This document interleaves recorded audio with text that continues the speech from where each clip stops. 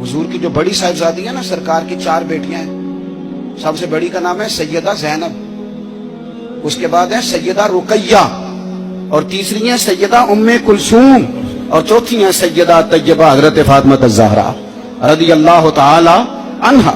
हजरत ज़ैनब आ रही थी मक्का मुकर्रमा से मदीना तैयबा, तो एक शख्स ने ना, काफिर ने उनको नेजा चिबोया घोड़े को, तो घोड़ा तेज भागा, सैयदा ज़ैनब गिर गई, पेट मुबारक में बच्चा था, वो बच्चा भी आपका इंतकाल कर गया। कुछ महीने आप बीमार रही और फिर आप विसाल कर गई।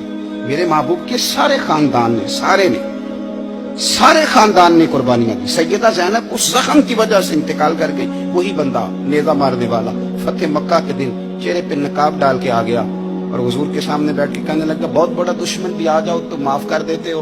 तो हुजूर ने फरमाया, तू चेहरे से कपड़ा हटा, बेटियां भूला नहीं करती, तो कलमा पढ़, मैं तुझे भी माफ करने को तैयार। ये सारे रंग सहाबा ने देखे, सारे। और जिस दिन हुजूर बदर को जा रहे थे ना, मैं फोन कर देता हूं, मैं नहीं आ सकता, मेरे घर में फलाना बीमार है। हजरत रुकैया बीमार थी।